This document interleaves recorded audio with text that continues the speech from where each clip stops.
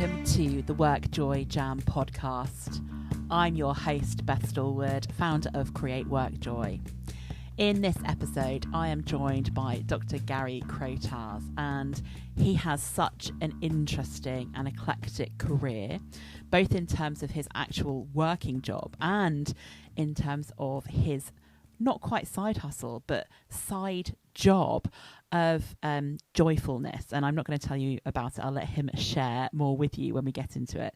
It's a really interesting conversation, loving his background and where he's come from and where he is now as a coach, helping other people and using his ideas in the Idea Mindset book. So I really hope you enjoy this conversation as I did.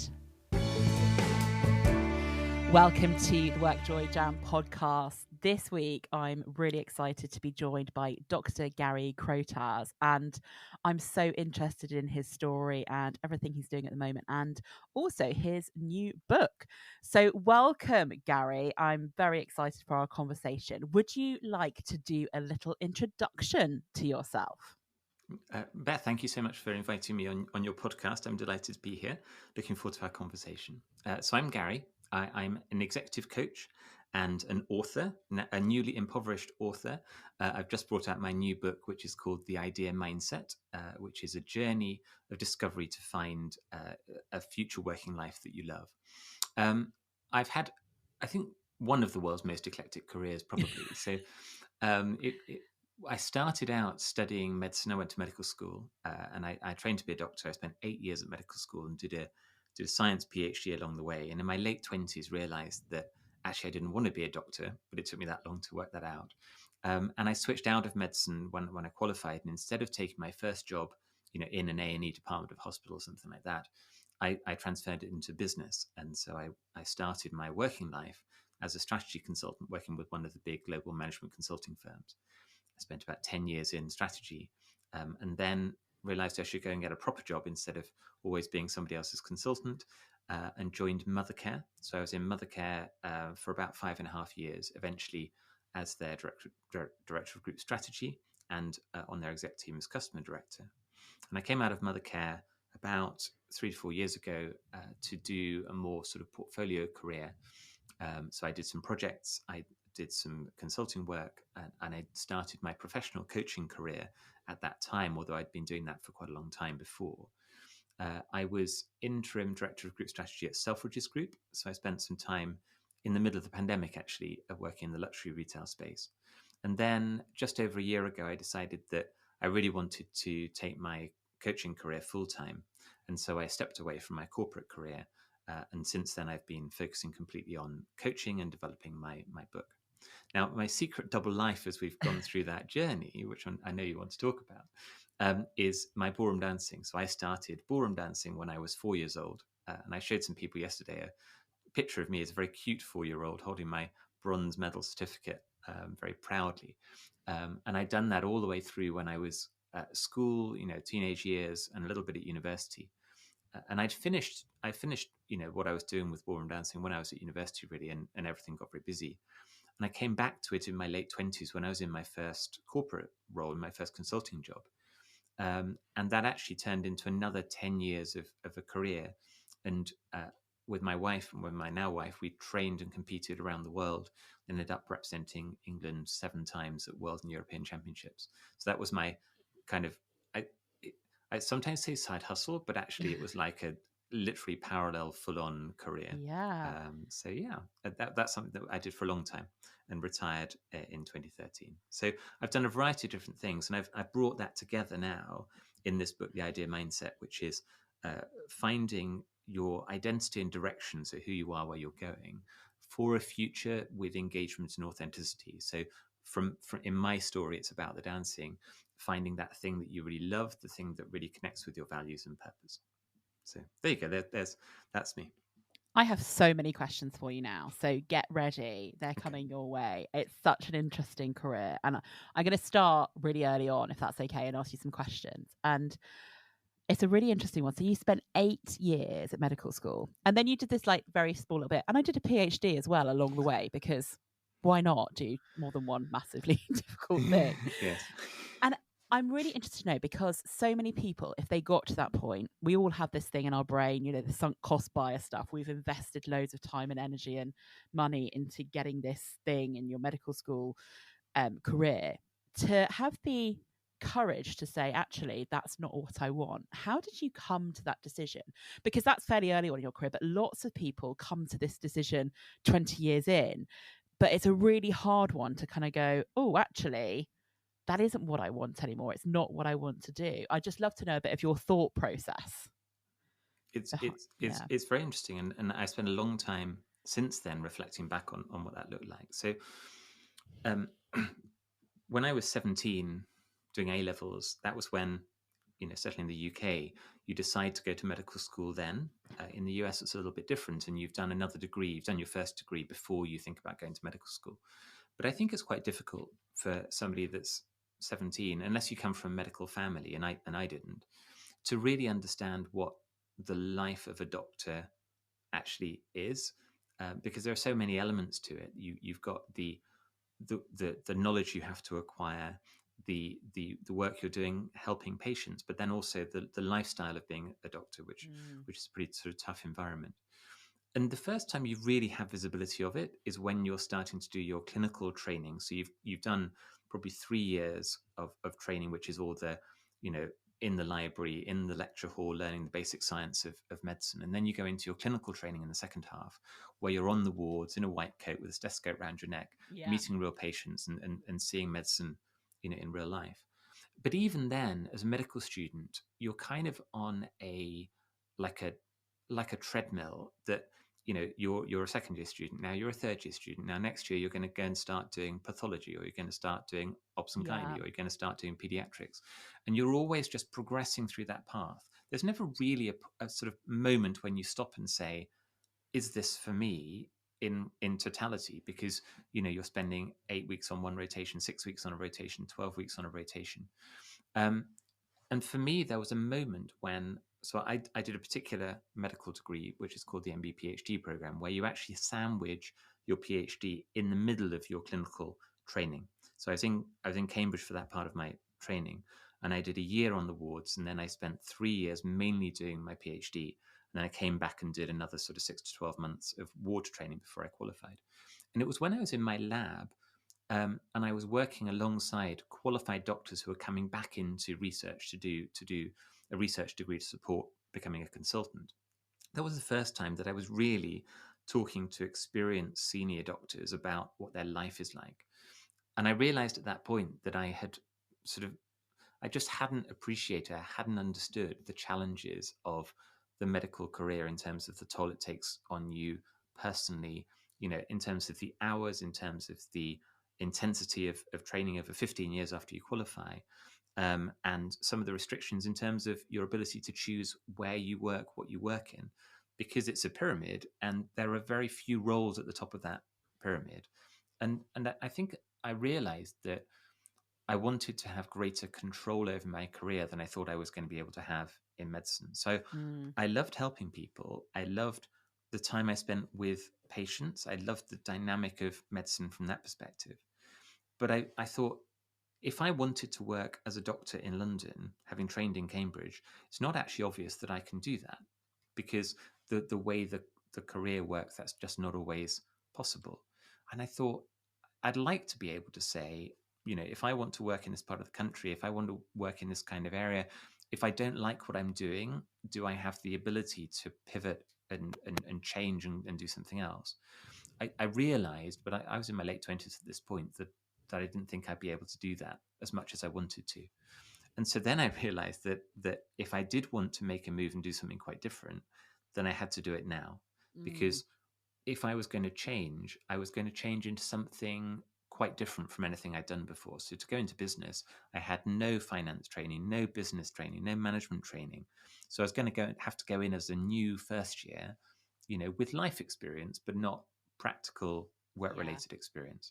And if I'd waited till I was in my mid-30s to make that decision, then I think it probably would have been too late to make that meaningful pivot. So I did kind of have to hold my nose, close my eyes, and jump in with both feet. Yeah, a big dive in. Yeah. Wow. And so as you say, it's an eclectic career. It's the choice you made then. And I'm sitting here going, okay, so medicine to strategy consulting. What led you into that world? Well, I didn't know what a management consultant was until about a year or two before I finished university, because what I was most clear on was that what I was doing wasn't a fit for me. It just didn't feel right. I never found the specialty in medicine where I thought I could do this for the next 30, 40 years. So I knew I wanted to change, but I didn't know where that was going to be to. And so I started to look around, I started to talk to people. And what I found in management consulting was something that actually tuned in some ways very closely to medicine, which is that you're solving big and difficult and complex problems for Yeah. which there aren't obvious solutions. There's often a lot of data or information you're dealing with, but there's also a lot of gaps in that data. And in a way, that's quite similar to standing at the end of the bed, in the ward, and you're working with a patient to help treat them, and you know some things, but there's a lot of things you don't know. But what I liked about management consulting that I found wasn't so much a fit for me in medicine was that medicine is a career that is very much driven by acquisition of knowledge. So in a medical degree over 5 years, which is a normal medical degree, you learn 15,000 new words. So Wow. every day for 5 years, you're learning 10 new words.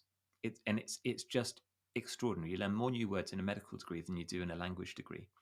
And for me, I'm actually not somebody who's great at or energized by acquiring new knowledge. I'm really energized by solving problems, often when I'm not an expert in that space. And so I felt much more at home in an environment where it wasn't a test of how much I knew, it was a test of how well I could think. And that's something that I found. So in consulting, I ended up working in the rail industry. I ended up working in cosmetics. I ended up working in broadcast media. Ended up working in retail. I worked in lots and lots of different sectors. And what they wanted was my ability to think, not my ability to know the answer. And I really liked that. It was a good Yeah. fit for me. Great. So from something that perhaps wasn't the quite the right thing to something that really suited how you get value from what you're doing. I think that's right, and I think that coming to that point, to that pivot point where you think about leaping, and I've said this often since this time. If you're going to make the jump, then you need to jump in with both feet, not one. Because if you only jump in with one foot and leave the other on the side of the pool, you will land flat on your face. So that's very important, and you have to let go of worrying about what you've invested to get to where you've got to be mindful of it, but at some point, if it's the right decision to pivot, then it's the right decision to pivot. And you just can't get stuck on, well, that's what I invested to get here. Therefore, I must continue in this area, even though I'm not happy doing it. That's a very important thing. I think the second thing is, when you're going into a new thing, you don't actually know whether you're going to succeed at that thing. So I didn't know when I left medicine to go into business whether I was going to be successful or a complete flop in the business world. Yeah. But what I did know was that I was moving away from something that just wasn't right for me. So I knew that even if the business world didn't work out, that I needed to find a forward move from that point to resolve a challenge that I had. What I shouldn't be doing is dip my toes in the business world, find it didn't work out, and just jump straight back into the situation I've been in before. So I talk now Yeah. about the importance of failing forward. So if it doesn't work out, where are you going to go next? Not go back to that imperfect situation you just left behind. Yeah.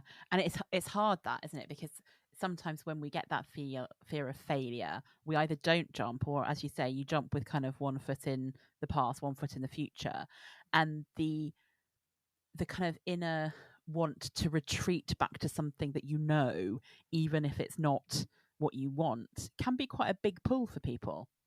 I think that's right. And I talk to a lot of people at the moment who are very worried about this kind of zeitgeist of everybody should quit their job, which is not the zeitgeist that I believe in at all. But you see a lot of narrative about people talking about the Great Resignation and how Mm, everybody's quitting, and that's probably a good thing, or it's the power in the hands of the employee. Now, for some people, that might be the right answer. But I like to talk to people about all the things you should have done before you get to that stage, which includes thinking about what's really important to you, talking to the people who are your closest advisors, your partner, your family, your friends, your mentor, exploring ways that you can change the situation that you're in now. Because for most people, the right answer is going to be continuing in their current employment, but maybe changing some things about the way they work to make them happier and more contented and feeling more authentic in the work that they're doing. If you've gone through all those things and you feel, actually, what I do want to do right now is go and do that startup that I've had this idea for a long time, or shift industries or shift companies or shift roles, well, that's fine. But have thought about the other things first, and then go and sleep on it, and then go and sleep on it again. And so nobody should be recklessly quitting their jobs in the current environment, because that's a surefire way to ending up in a difficult situation in 3 to 6 months' time. Yeah, and actually, it's so interesting you talk about that, when in the WorkJoy theory of life is you should always check in as to whether your current situation can be adapted to make it more joyful or to make it better for you before you do that jump. I'm not big on kind of the running away from stuff without somewhere to go to. And you're right, like checking in, what are your values, what's important to you, what do your trusted advisors, I call them like the people in your squad, the people who know you well, who can advise you well, who've kind of got your best interests at heart, what would they be saying? And I think the Great Resignation is a really interesting thing, and it's obviously got a lot of media attention. It's almost everywhere, every day, of what I can see. And I think part of it is, actually, when you think about it, so many people over the last 2 years during COVID made the decision, even if they possibly may have been thinking about leaving their job, didn't, if they had a safe job. And that time has now changed and gone, and people are kind of ready to move and do things. So I think part of the Great Resignation, this is just a total opinion of mine, part of the Great Resignation is delayed resignations from people who possibly would have left in the last 2 years had the world been in any kind of normality. And I think you're right, is that it seems like it's a fashionable thing to be doing. And I'm always a little bit against doing whatever's fashionable, and actually doing what's really right for you, and jumping in without knowing where you're heading or what you want to do, even if you do want to kind of do the fail forward things, probably isn't going to stand you in the best stead, is it? I think that's right. And when you look at the surveys on the reasons why people are resigning at the moment, and there is for sure a much higher rate of people moving roles, moving jobs now than there would have been a year or 2 years ago, and that will probably continue for some time. The most common reason people are talking about is burnout, Yeah. and they're just feeling that something's got to change, and it might be burnout in the context of an employer who is not particularly flexible in their mindset or their practicalities in terms of helping people coming back to work in a new normal, and helping them to re-engage in a new way of working. The second thing, which is really striking, is that there was some research in the US that said, of all the people who voluntarily left their jobs over a period of time in 2021, 50% of them said, there's something that my employer or my line manager could have done to get me to stay. Yeah. So it's still true that people leave bad bosses more than they leave bad companies. And there's a big part of this that is not an inevitable dynamic of how things have changed through the pandemic. It's actually the exposure of, I'm cautious in saying poor management, but the exposure of the way people are managed, that if you get back to a place where your managers, lead with humanity and lead with inspiration and lead with uh, a sort of coaching mindset rather than a boss mindset, and an organization gives accountability and ownership to its teams to work out how they want to work, the way they want to work together to deliver clear and aligned goals. If you do all of those things, then you shouldn't have so much of a group of people leaving. But what you have at the moment is, because there's so much opportunity in not every sector, but many sectors in terms of opportunities for new roles, if an organization is not creating a conducive environment to their employees are seeing other places that are doing those things, and they're saying, actually, I'm okay to move. There's been research that said the cost of attracting an engaged employee to a new job if all else is equal, is something like a 20-25% increase in salary, and that will attract them away. The cost of attracting a disengaged employee to a new role is nothing at all. So Yeah. you can attract a disengaged employee for the same salary because they value all of the other elements in that role. So when I'm talking to organizations about dealing with the Great Resignation or reset or uh, uh, disengagement, whatever the terms you like to use for it, I'm saying to them the number one thing you have to think about is your culture of leadership and management, because that's a big part of why people are thinking about leaving right now. Yeah, for sure. And it's an interesting one as well, because I'm thinking here that people who are disengaged and leave and go to a new job often have very, very high expectations that the new job is going to be perfect, because it's, it seems shiny and new and different.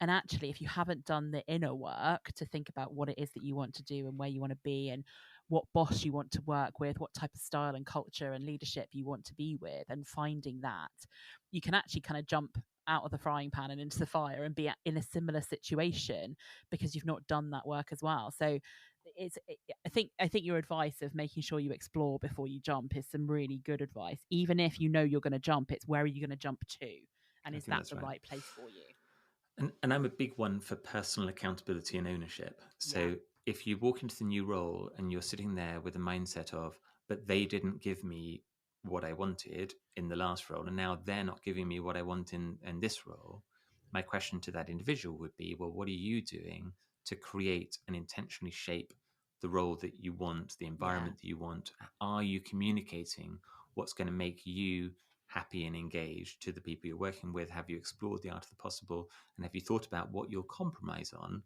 to get it? There are quite a lot Yeah. of people at the moment who are saying, well, I shouldn't need to compromise at all. But of course, in reality, we all have things we need, things we want, and things we're prepared to compromise on. And for me, that's a little formula that's very helpful to think about. So if you say, I need this amount of money, which is not your entire salary, it's the part of your salary that enables you to keep a roof over your head and food on the table. I need to be at home every night, or I need to pick up my children from school, or whatever it is. Those are the needs. What I want is more money than that, because I want to go on 2 holidays a year, and I want, a certain lifestyle, and I want to, have a team of people around me or support at home, whatever it is. And what will I compromise on to get it? Will I compromise location of where I'm working? Will I compromise career progression opportunities? Will I compromise days of holiday? Will I compromise the number of days I'm happy to do in the office? And when you start to be clear on that for you, and you really hone in on, these are the things that I need, it actually opens up many more opportunities when you start to think about the compromises you make. So an Yeah. example for us, when we were in our dancing career, I literally did a presentation yesterday to some consultants in a team, and I was talking to them about, this was our ballroom dancing career. We were traveling out to Italy 2 days a month, every month. And then we were traveling at weekends out to different parts of the world, Russia, Eastern Europe, the US, to do our competitions. That's what we were passionate about doing, and that's what we needed to do. But we didn't want to compromise our long-term career opportunities. So we didn't want to completely quit work, for example. We couldn't afford to quit work, but we were prepared to compromise all holidays. So for 10 years, we didn't go on a normal holiday, a week away where all you do is you're on holiday. And when we got married in 2010, our honeymoon was going to a training camp, because we were really clear in saying, what we're here to do is to advance our dancing career, become better dancers, represent England at the World Championships, do the best we can. So it makes complete sense for us that we wouldn't take a week or two out to go and sit on a beach somewhere. We I think we spent 24 hours in Venice, and then we went down the coast to a dance training camp for a week and stayed in a 3-star hotel, and got up early in the morning to do our fitness training. And that for us was really fulfilling. But it comes back to this clarity of what you need, what you want, and what you're prepared to compromise to get it. And through all of that time that we were pursuing that career, we were in quite high profile consulting roles. We had major clients who had all the same needs and expectations of any other client. And we weren't going to sit there and say, well, our work's going to be 70% of the quality, because you need to understand that we're ballroom dancers. We still needed to have a client that felt like they were getting exactly what they were paying for, which is the best quality work we could deliver. Yeah, and it's such an interesting one, isn't it? Because so often we think about the things we want versus the things we need. Right. And we can't all have everything as we want it exactly, because organizations are different. We all have different things that we want. Yet that, when you talk about it so logically in that way of actually, we need this, we want to go and do this to make that thing we want happen. This is some of the stuff we've got to not do, or we've got to do to make it happen in terms of the work that goes into it. So I'm really interested in going into your ballroom dancing career a little bit, if you're okay to head to the other side of your career before we talk about what it is you do now. And so you, for many years, it sounds like, were in the position of being kind of the elite, I'm going to call it the elite level of ballroom dancing. So you got into it when you were a kid, and then you kind of reconnected with it when you went into your consulting career. Tell me a little bit about how that, I mean, obviously it's not really, as you said, it's not a side hustle. It was equally as important as the other stuff that you were doing. How that enabled you to kind of get some joy and balance with your consulting career as well. I'm really fascinated about having this big thing, because it's not a small thing you did on the side. It's not like a little hobbit. You actually went and were representing the UK. So I'd just love to hear a bit more about it. It was something that I never expected, never imagined was going to happen. So, as with things that people do when they're growing up, that they were sent to classes when they were little.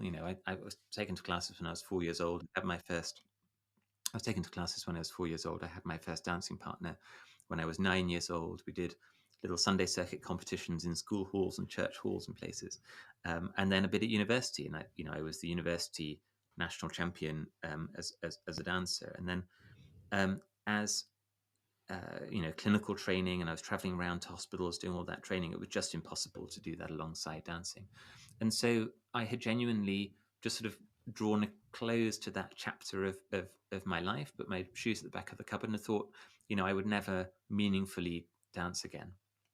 And I was in my first consulting job, and I got a phone call at my desk from a girl who said, we met at a careers event. She was in her final year at university, and she was going to do a little fun competition at Cambridge for the students that were just coming onto team who'd never danced before. And she said, we need some opposition for them. And we go to the alumni community, and you're an alumnus. Do you know where your shoes are? And would you partner me in the competition? And I thought, literally, this sounds fun. It's a one-off thing. I'm sure I could, find my shoes and remember a few steps, and we did that competition. And it was just a little thing in a little hall in Cambridge. And from there, we thought, well, that was actually quite a fun thing to do. So then we said, well, should we go and have a lesson together? And then from there, we said, well, shall we go and do a practice session together? And then should we have another lesson? And it sort of started to build. And at the beginning, it was just kind of a weekend thing, because we were both working at that time for big consulting firms. So we were working 50, 60, 70 hours a week in our work, often late nights and evenings. And as we were doing our training on the weekends, we decided that we wanted to do more with it. So we thought, well, can we find a way to get some weekday evening time? And so we started to do that, and we started to progress some more. And at some point, we both thought, if we change companies, so still in consulting, but to a smaller, slightly more flexible firm, we'll have more time. So we shifted to be able to train, typically sort of 3 to 4 weekday evenings, and then at the weekends as well.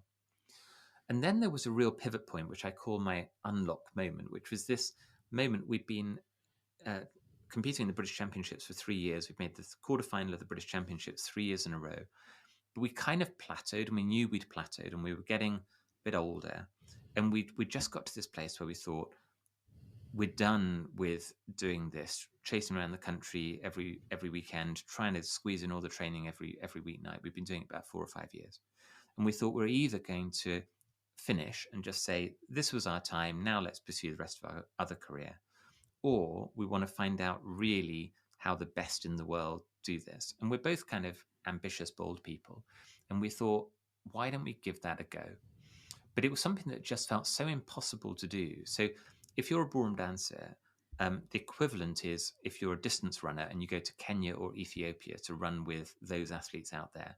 And in ballroom dancing, the equivalent is to go to either Italy or to Russia and to dance with one of the clubs that are out there. And we thought there's no way we can do this practically with our day jobs. But we called up this club, which was just north of Bologna, and we knew about it, we knew a little bit about it, but it was where the world champions trained. And we thought if there's anywhere that we were going to go to find out what the other side of the ballroom dancing world is like, it's going to this club. And we're just going to see whether we can make it work.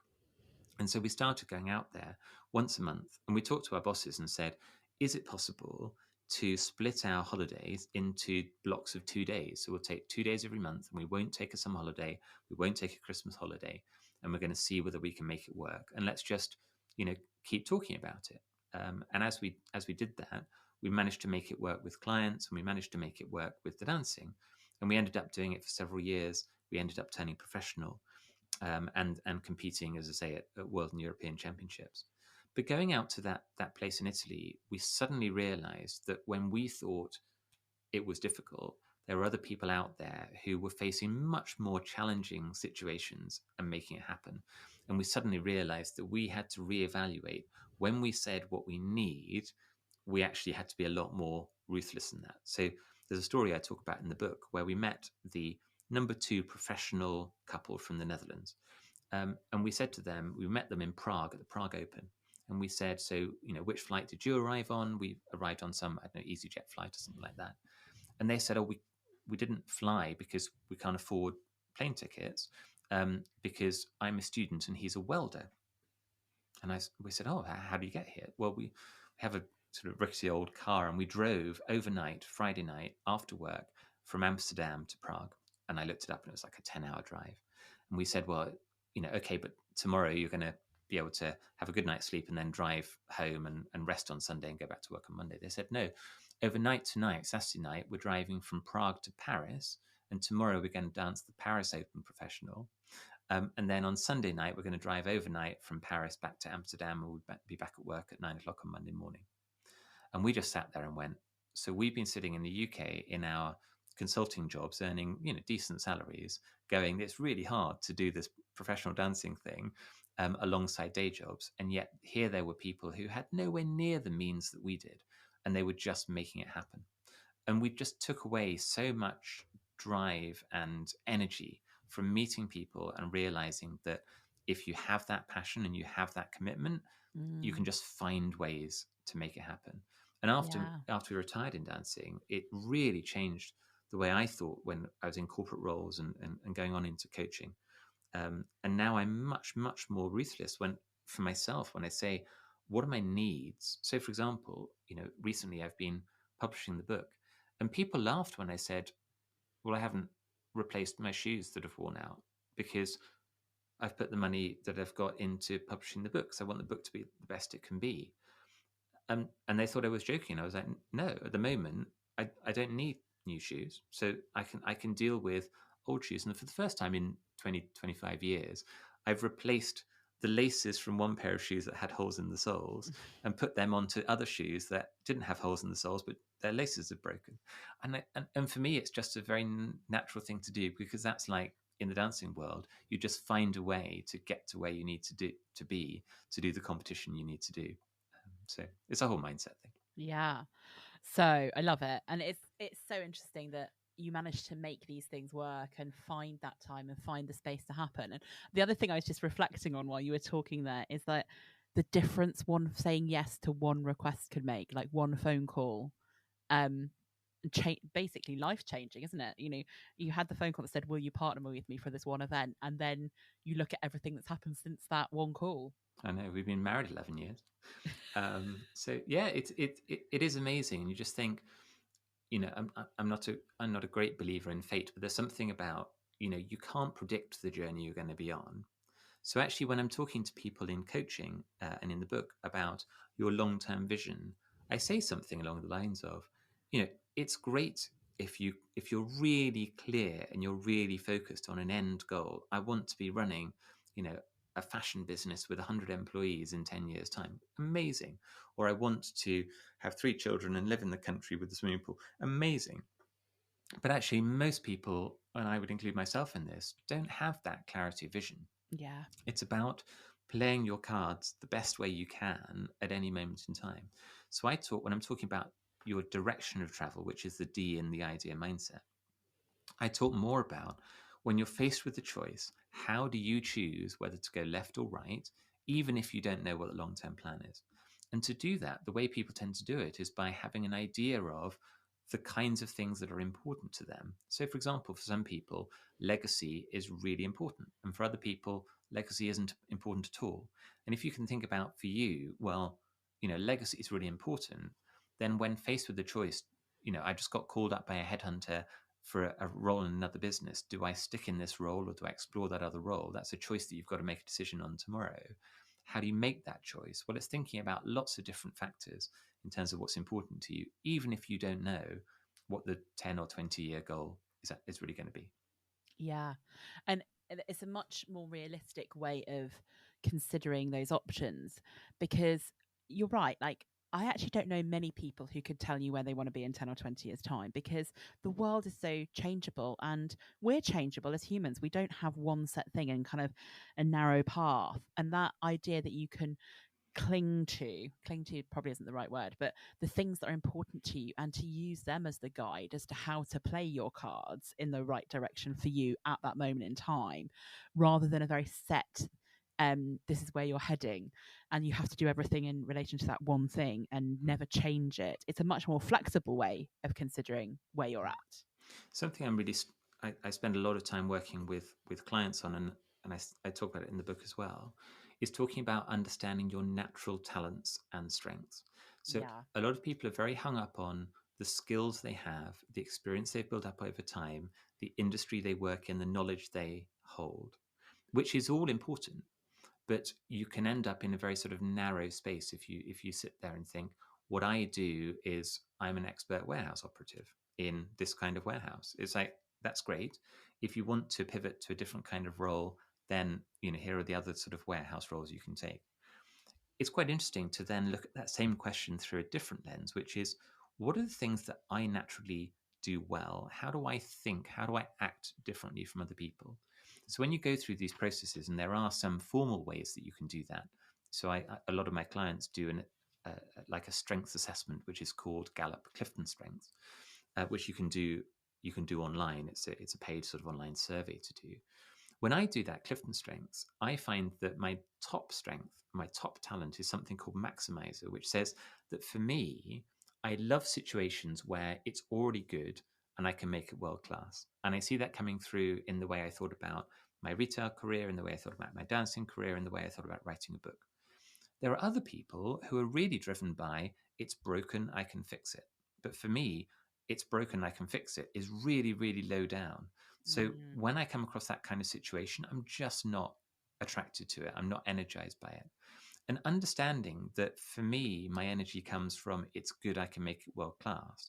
But for other people, it's broken, I can fix it, or I can progressively improve it, really helps me to think about the kind of situation that I'll be at my best, which is not necessarily to do with what industry I'm working in.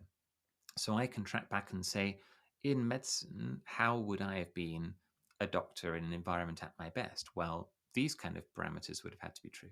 When I was a consultant or when I was in a corporate role, what had to be true for me to be at my best? As a professional dancer, what had to be true for me to be at my best? And so you're less thinking about skills and knowledge and experience, and you're more thinking about who you are, what makes you tick, what your values are. And that's something that in the book I'm talking about, where the book is no formula for how you should live your life. It doesn't tell you the answer at all. It asks you a load of questions for you to think about. For me, this is important. And for me, this isn't important. And the words I use to describe my future are these kind of words. And I wouldn't use those kind of words. And in working through that kind of self-reflection, it helps you to find real clarity about who you are, how you make decisions, and what you're going to do next.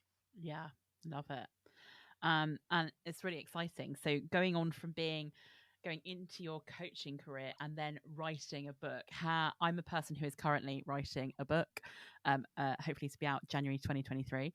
And Fantastic. how did you find the writing process? I'm basically picking your brains now for my own benefit.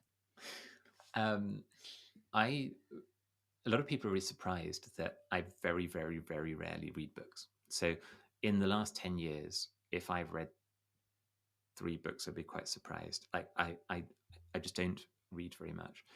But I quite like writing. And I quite liked writing sort of short, slightly pithy pieces for like LinkedIn or something that were a bit jokey, that featured my fluffy dog at the time. We now have 2 fluffy dogs. And that was just kind of fun. I don't like sort of deep technical writing. I don't like sort of big research based writing. I have great respect for people who do that, but it just isn't me. When I started doing professional coaching, I felt like it would be an interesting thing to do, to get people to do some work before a coaching session, to think through some questions. And I was using things that came from my own consulting background. So I'd worked with businesses, organizations, teams on, what's important to you? What are your values? What are your goals? How are you going to get there? What support do you need? And I thought, what would happen if you just asked people to do the thinking on some of those questions and then come and talk about it in a coaching session? And by the time I came to thinking, for me, I want to take this coaching thing full time, I already had a set of content that was probably about a quarter of the content you need for a book, but with some of these questions and exercises I've worked through. And then I thought, maybe there is a book in this. And really what I was interested to do was, can I take myself out of the equation so that somebody can get a huge amount of the value from the self-reflection without needing to work with a coach one-to-one necessarily to do it? And so I started the process of writing the book. But from my experience of doing my PhD, which I found a very, very painful, difficult experience, and I got kind of stuck in the middle, particularly writing up a PhD. It's often a lot of people doing PhDs get stuck in the writing phase because it's so hard to do. I thought, I don't want to start writing a book and then get halfway through and get stuck. And then it just become this massive millstone. So being an ex-strategy person, I built a spreadsheet, and it was the 1st of November, and I said, I am not going to get stuck in this. So what I'd rather do is go for it, and I want to be done with a first draft by Christmas. So I set myself as about 40 to 45 days, I think I gave myself. And I said, I don't know how long a book is, but I looked it up and I was like, I think I probably need 75,000 words. So how many words do I need to write every day to hit 75,000 words from where I've started, where I had about 15? Okay, this is the number of words per day I need to write. And then I said, to this point of letting go of what you don't need to worry about, I said, I'm not going to worry about whether they're good words or not. Because for me, what I need to do is get my brain and put it on the page, and then I can deal with making them better words later. So that's what I did. And every day I wrote down how many words I got to, and I literally just tracked the word count. And I didn't show the book to anybody. And when I'd finished, I had 75,000 words. And then I found my amazing editor, Rachel. And we hadn't met before. And I sent her the draft and I said, please can you tell me whether I should literally burn this or whether actually there's something in it? And she said, well, I think there's something in it, but it's probably twice as long as it needs to be. And most of the words needs changing. And I was like, actually, that's great feedback. Are you prepared to help me go on that journey? And so the final book, starting with 75,000 words, I think the final book is 42,000 words, something like that. And it's a lot more readable because Rachel is an amazing communicator. So she's a very natural storyteller.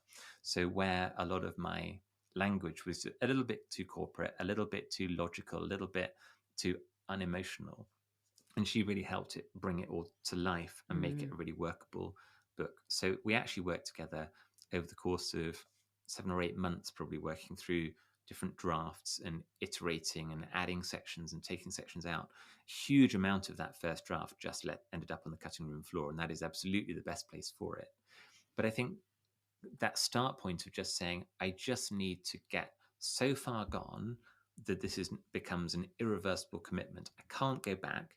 Yeah. And I'm not stuck in the middle. I knew that I'd get stuck if I if I sort of dragged to a close before I could start working with somebody else. Once I was working with somebody else, I knew that I was going to be able to follow it through. Yeah. But I was worried about getting stuck in my first draft when I wasn't far enough on to give it to somebody else and start that process of working with the editor. Yeah, it's so interesting. I'm at the stage of the getting the words out, even if they're not very good, and that is quite hard. That not trying to make them good, just trying to get them out zone. Otherwise, I'd end up just writing one paragraph and never getting any further and trying to perfect it. So great, and I think also when you're talking about it, once you've got those words, you could probably engage your maximizer and build on the good stuff and make it even better, right? Because you've got that strength. It's just you have to have something there to work with to start with. I hit writer's block in the middle. And the way I got out of it was I started writing an appendix because the book is about figuring out your future career. And I thought I could write an appendix that's like how to write your CV and how to interview and some things that are just like quite easy to write to flow. And I wrote loads in a really short period of time. And that appendix does not appear in the final book. But actually, in writing, I probably wrote 20,000 words in total on how to interview, how to prepare for jobs, how to write CV, those kinds of things. And getting through that process just helped me regain momentum. So I'm thankful that I did it, even though none of that content's in the final cut. So we've got to be prepared to leave it on the floor, right? We've got to be able to tell that Correct. it's not going to be there, but it's work. The process of writing it is helpful in some way. It's just keeping that momentum going. Keep it going. Love it. Thank you. Right. I am going to move us on, if it's okay with you, to our quick fire questions. It's been fascinating, all the things. And I'd love to hear from you about some of these quick fire ones that we ask all our guests. So, question one: what's always guaranteed to bring you a little bit of work joy? There's a moment in a coaching conversation, and it's not every coaching conversation, but there's a moment that I call like an unlock moment, which is a moment of realization, particularly around a sort of something that somebody's been stuck on for a long time. And you just see in their eyes that they've just worked it out. And from then on, in that session, and then in the future conversation, in their future lives, it's never the same again. And I remember one of the first coachees I ever worked with was a guy who was trying to decide between two different options. One was something he was passionate about, but earned very little money and was likely never to earn much money. And the other was something that he was good at and could earn good money from, but wasn't passionate about. And we had a session, we had several sessions, and then he had probably 4 to 6 months where we didn't have a session because he was stuck on this question. And he texted me at 4 a.m. one morning, and he said, "Gary, I've got it. It's passion, no money." And he said, "Do you think that's the right answer?" And I said, "Well, it's not for me to tell you what the right answer is, but I noticed that you've just texted me at 4 a.m. And he went, "Yeah." And since then, and that was a couple of years ago, his life has completely transformed because he just embraced what was right for him and let go of all this angst about whether it was the right or wrong thing. And when you see those people, when you see people find that unlock moment as a coach, that's just an incredible experience to partner with somebody on. Yeah, I also love that moment. And you just know when it happens, it's like, oh, a little bit of magic that's helped people kind of get to where they want to go. Yeah.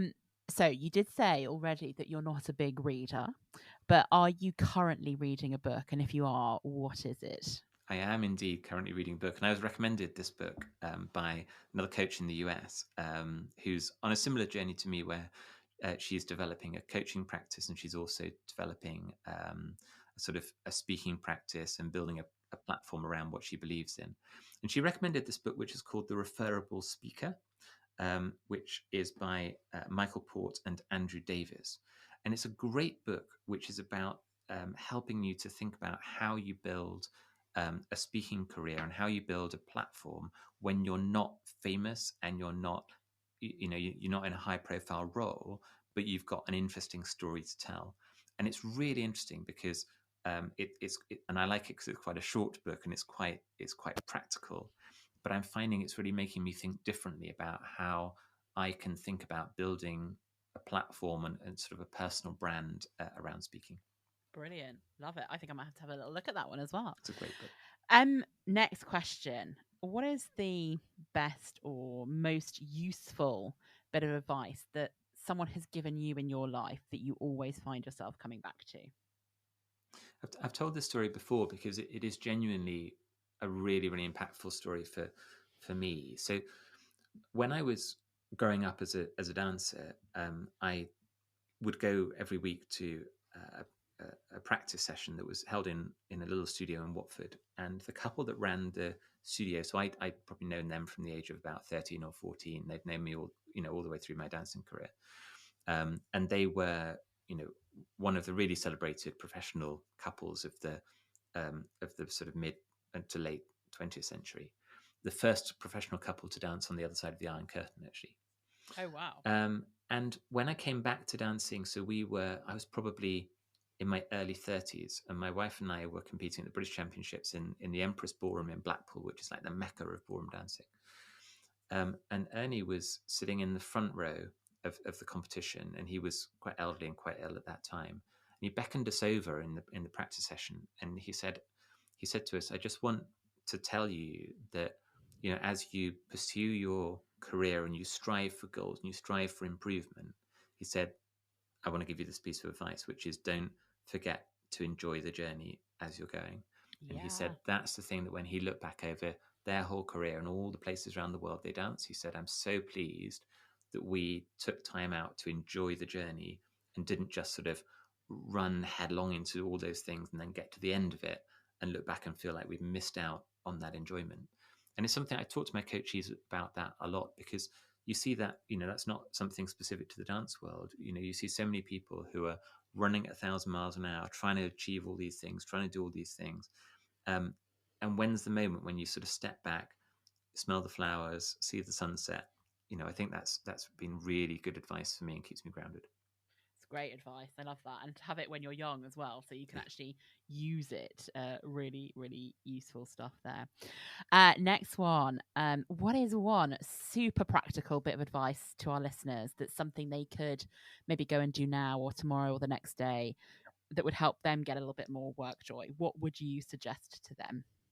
Well, here's a little tool that I bring from my time in strategy, actually, that I talk to a lot of my coachees about, and it's a little exercise called Start, Stop, Continue. And it's something that you can do at any point in time, but particularly when you're thinking about, something needs to change and you're trying to figure out what that is.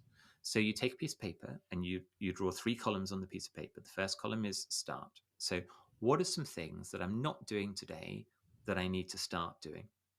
Second column is stop. What are the things that I am doing today that I need to stop or reduce in frequency? And the third column is things I'm doing today that are really great and I want to keep doing those things. I want to keep those things in my life. And where I often ask people to focus most of all is in the stop column, because we're actually all really good at focusing on the start column, starting new things we weren't doing before. And then we wonder Yeah. why we run out of time, we don't get enough sleep. And actually, 6 months later, we're not still doing those things.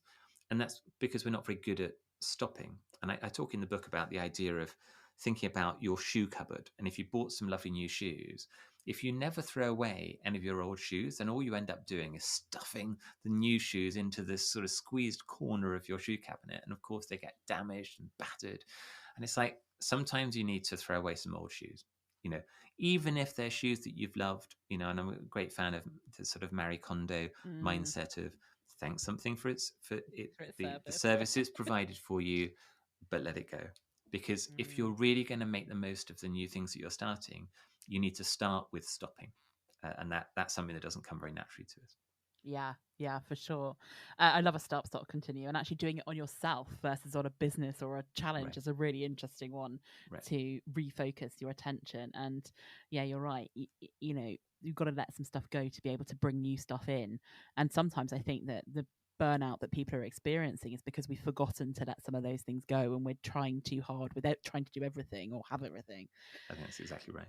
Great. Oh, it's been wonderful talking to you. My last question for you is where can people find out more about you, about your book, about your work, and yeah, get in touch with you?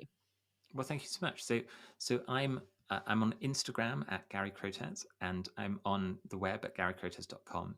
But I really love people to engage with the idea mindset, which is available on Amazon and also online at all major book retailers.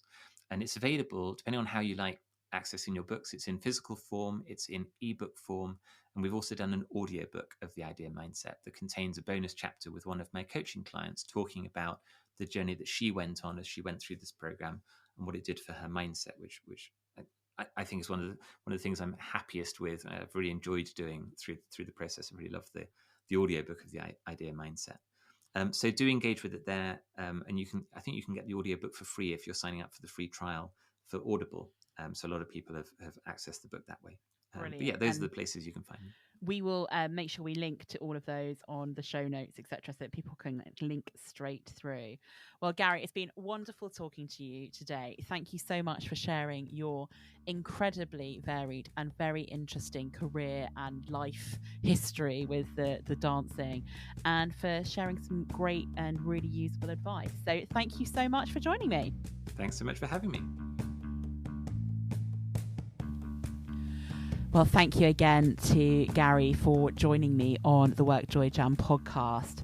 Such an interesting career, from being in medical school to becoming a strategy consultant, to having a portfolio career, and now as a coach and author, helping other people to work with their values, to connect with their purpose, and to have the career steps that they really want.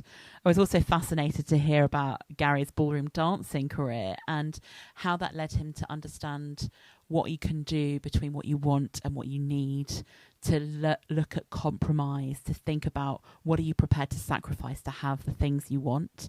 I think it's a really interesting way of looking at life, and some really great and practical tools around things like the stop, start, continue on yourself rather than using it on your business. What are some of the things that you are doing there?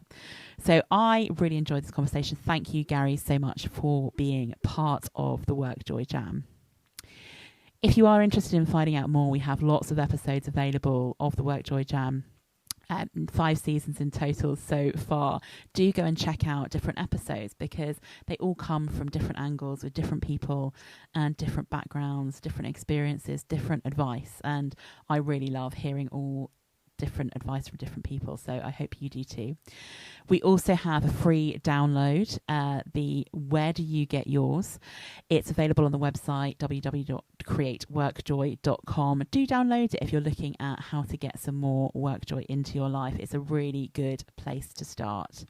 And if you want to go a bit deeper, we have our community, Club WorkJoy, which has events, speakers, networking, regular community-based conversation to help you with cultivating more joy in your working life.